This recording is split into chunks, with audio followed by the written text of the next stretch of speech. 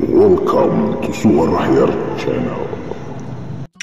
Pernah tidak ada orang yang ngomong janjane iki iso karate tenan kok asik? Ada. Karena pendekatan atau karena lihat blogger yang tidak meyakinkan? Mungkin dua-duanya. Tak walek-walek iki Mungkin dua-duanya.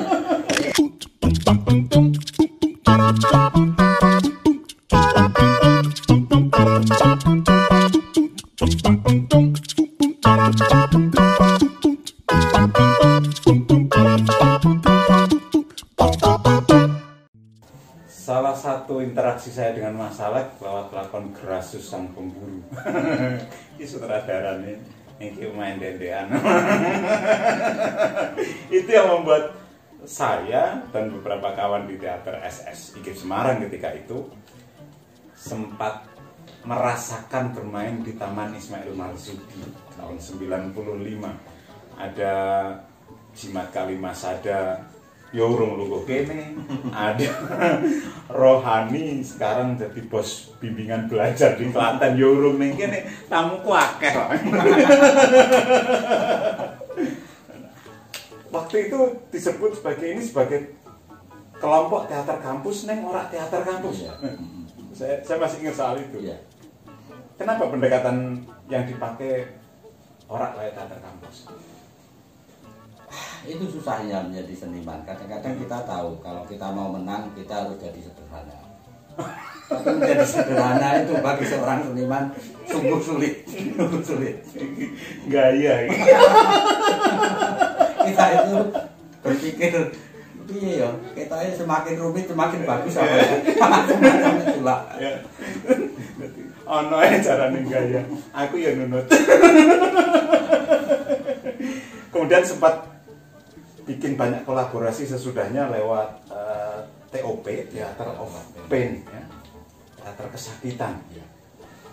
Konsep apa meneh iki teater kesakitan. Jadi ini ngomong terus terang aja ya. Iya. Jadi No sensor. ketika kita berteater, saya pada titik tertentu itu merasa saya kok cuman jadi sabun pemuas bagi penonton aja. Penonton berharap cerita, kita kasih cerita. Penonton berharap lakone ora mati, ya lakone ora mati. Lakone menang terus. Nah, penonton selalu berharap yang ditonton adalah trilogi Aristoteles. Ya, Nah, kan semacam itu. struktur 3 babak gitu ya. Strukturnya itu jelas, dramaturgi dan sebagainya. Ini kan melahirkan pada titik tertentu itu enak gitu loh. Saya sementara melakukan proses ini itu gak bayaran. Ya. Bahkan saya Tombol. itu harus tombol. Itu kan sakit. Nah, lama-lama sakit ini menumpuk, kemudian ternyata sakit ini juga sebuah estetika. Sebuah estetika. Jadi misalnya mulut kita ngomong itu yang diucapkan si Iin kalau nggak salah ya, istrinya Jimat Kalimasada, daging. Pedagang itu menawarkan daging. Nah ketika ini digali, keluarnya kan bisa saja nggak daging. Sebab kalau juga beli anakku mati ya. Ini kan jadi semacam Rasanya. rasanya kan sudah marah campur. Nek isono tak tuemplokno terus kowe tak rampok kan begitu kira-kira. Nah, kita mencari esensi itu dan ketemunya memang sakit. Katakanlah pada titik tertentu yang timbul itu bukan lagi ekspresi tapi tubuh yang bergetar. Nah itu menurut saya pada saat itu, sekarang udah beda lagi. Ya, Geser terus ya. Konsepnya geser terus. Itu estetika yang sebenarnya. Kemudian sampai saya harus berdebat dengan salah satu aktor itu Eko Tunas itu ya, yang tidak tahan. Mas Eko Tunas, apa kabar? Yang tidak tahan terhadap suara sakit, karena bagi saya kalau yang diekspresikan sakit, ilustrasinya juga harus yang menimbulkan sakit. Jadi misalnya seng digesek sama seng, Bambu digesek sampai itu. Nah, seperti itu. Ya. Sehingga waktu TOP itu enggak cukup banyak yang mau menonton sampai selesai. Gak kuat nih. Iya.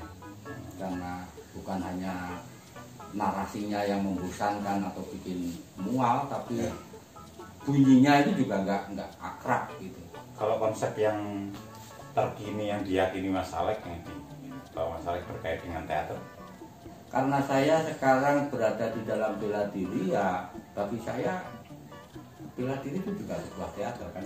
Masalah ini pimpinan Dojo Bushido di Grobogan dan beberapa kali menampilkan performan yang di dalamnya ada kata, ada jurus-jurus dalam karate gitu yang kemudian diolah, bandingannya barang kayak MMA.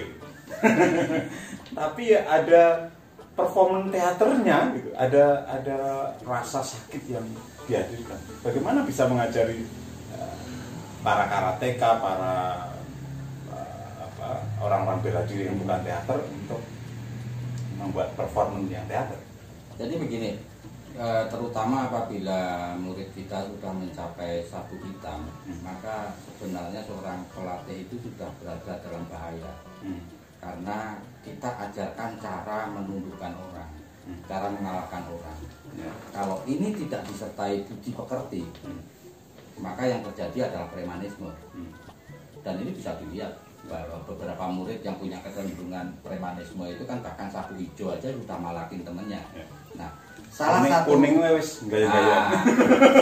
solusinya itu memberikan pengenalan tentang seni. Jadi misalnya puisi. Ya. Seingat saya, muridnya diajari haiku bareng. Ya, haiku. Iki apa gak diprotes pelatih karate lain, sensei lainnya, sensei lainnya? Kalau itu saya agak peduli. Memang ini cara saya melatih. Mereka kan juga melatih dengan caranya. Meskipun ya saya tahu ada yang suka, ada banyak, lebih banyak yang sini, no problem. Yang penting anak-anak ini berhasil enggak. Dan pada kenyataannya kan melalui prosedur yang seperti ini mereka juga tetap bisa jadi juara kan. Gitu. Banyak siswa dari Dojo Bushido ini juara Asia Pasifik, juara PON. Engkau tak wawancarai pelatih lah. Soal bagaimana itu. Tapi pernah tidak ada orang yang ngomong janjian ini iso karate tenan kok asik? Ada. Karena pendekatan atau karena lihat blogger yang tidak meyakinkan? Mungkin dua-duanya. Tak manek-manek iki Mungkin dua-duanya. Ini pengalaman nyata ini. Jadi kemarin kan teman-teman dari TPRI datang untuk minta bantuan membuat sinetron, kemudian iklan. Itu ada kru yang cerita. Nah, garapannya bisa dilihat itu di YouTube di Atom Blog Channel. Subscribe lo kayak di mana? Itu ada kru yang cerita. Jadi di TPRI itu sudah ramai tentang Mas Alex. Saya punya keinginan suatu ketika bisa ketemu, bisa ngobrol. Nah, ketika ketemu ternyata kecil. Bayangan saya karena di sana itu pelatih bela diri yang juga seniman, sutradara dan sebagainya. Bayangan saya itu tinggi besar, Pak. Ternyata kecil. Saya ngakak toh. Nah, aku gak ragu ya, karena saya mengenal Mas Alex lebih dari 25 tahun. Iki ada ternyata orang yang meragukan. Padahal ini pelatih karate tentara loh. Ya. Di batalion berapa itu? Di divisi 2 Kostrad, batalion 502 Malang. Malang. Iya. Ya, Malang. Yo, mereka yakin. Kalau nggak yakin ya nggak dipanggil. Tapi tentara juga diajari seni juga? Enggak jalan. Oh, jadi fokus di karatenya? Enggak jalan. Saya pernah bikinkan satu puisi untuk ajudan saya kan. Kalau waktu itu saya ngelatih di Agnel. Punya ajudan? Iya, ada ajudannya. Saya bikinkan puisi miso-miso dia. Saya lebih bisa menerima kalau bahasa itu tegas. Saya disuruh apa? Pukuli sekalian. Jangan dikasih puisi. Ini kan bahasa bersayap katanya. Jadi secara umum, mungkin secara personal banyak yang suka seni ya. Tapi secara umum memang mekanisme kesenian ini akan susah diterapkan dalam pendidikan. Pendidikan apa? Ya, di bela diri, karena bela diri ini arahnya kan ke melumpuhkan, ke apa-apa gitu. Jadi kalau di hadapan siswa yang tentara itu bertindak sebagai sensei beneran. Iya. Dan saya punya cara khas kalau menghadapi mereka. Mereka kan nakal-nakal tuh tentara-tentara itu. Ini kudu disensor ora iki. Sing disensor rak wani. Nakal itu artinya begini, ada sebagian besar itu ada begini, ketika mereka harus dilatih orang sipil, maka dia mulai melihat idenya meyakinkan apa enggak. Kalau saya gampang aja, you bumi sama pohon. Juga. Tapi masalah pernah dites? Pernah. Wani rak karaku. Iya, jadi dengan cara yang halus. Jadi komandannya minta supaya ini ada simulasi. Gitu ya. Saya bilang nanti saya suruh anak buah saya lawan mereka. Masuk istri saya itu yang sekarang jadi istri saya kan, waktu itu masih atlet saya. Nah kemudian ada 5. Itu nanti ada jadwal khusus itu. Ada 5 yang saya datangkan. Ada 5 ini. Nah ternyata diopok-opok semua, bahkan sama yang cewek ini. Lalu mereka terjadi rumor kan, ini sama muridnya aja. Yang tahu saya panggil itu juara nasional. Pinter. Ini karena sutradara. Iya. Belakangan setelah akrab baru tahu aku dikerjain sama sensei itu.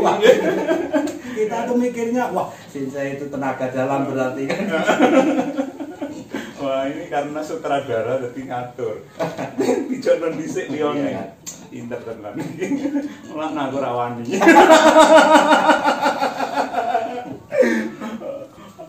Oke, ini hal terakhir. Kesempatan lain bisa dijadwal. Apa yang ingin Mas Alex pesankan tentang 3 hal penting dan 2 penting? Tentang bela diri, tentang naik gunung, tentang teater, kesenian yang ternyata bisa dijadikan satu paket. Ya. Kalau karena kita tadi ngobrolnya pertama tentang naik gunung ya, ini yang paling memprihatinkan saya itu sekarang kalau saya naik gunung lebih sering saya harus ngurusin sampah plastik, dan ini sangat destruktif. Bukan alat styrofoam, kemudian tisu basah, itu hal-hal yang sebenarnya sangat tidak boleh berada di hutan. Nah ini terpaksa karena saya sudah tua, saya nggak bisa bawa karung, kemudian saya ambilin, saya bawa pulang. Satu-satunya yang bisa saya lakukan sebenarnya juga nggak ideal, saya bakar. Tapi untuk membakar sampah plastik seperti ini dibutuhkan cukup banyak kayu. Kalau saya pada gundukan sampah itu di dekatnya ada kayu, maka saya bisa bakar. Kalau tidak, ya terpaksa yang bisa saya bawa, nanti kalau ketemu kayu saya bakar. Jadi dibutuhkan cukup banyak kayu.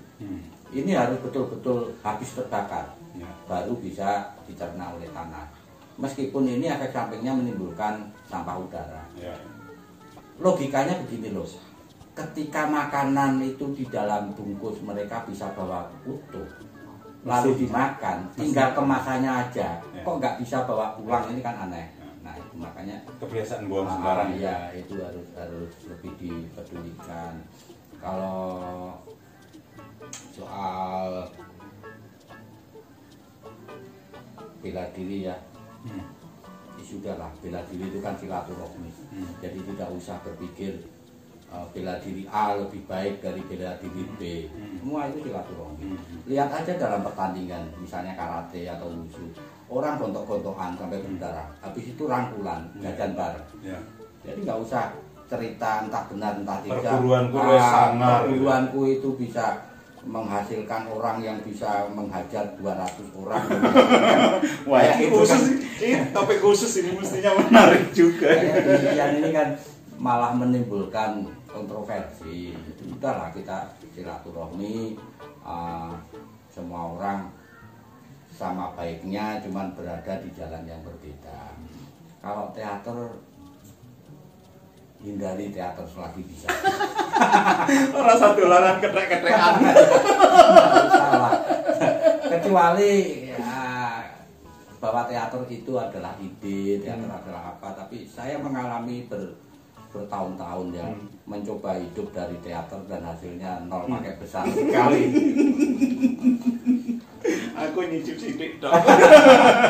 Oke, terima kasih Mas Alex sudah bersedia hadir ke ruang tamu, sudah bersedia untuk ngobrol ngalor ngidul. Mudah-mudahan ada manfaatnya. Jika Anda merasa ada manfaat dari obrolan kami yang ngalor ngidul itu, silakan share sehingga manfaat itu tersebar lebih luas lagi. Dan terima kasih untuk Anda yang sudah subscribe, terima kasih untuk Anda yang sudah like, komen. Jika Anda punya request seseorang yang ingin saya dudukkan di sini, tolong sampaikan di kolom komentar, di DM juga boleh. Saya akan berusaha untuk mewujudkannya. Terima kasih. Mudah-mudahan sekali lagi ada manfaat dari perbincangan kami, perbincangan saya dan tamu-tamu saya di ruang tamu. Dan akhirnya, Assalamualaikum warahmatullahi wabarakatuh. Saya Herem Permana, yuk berbagi cahaya.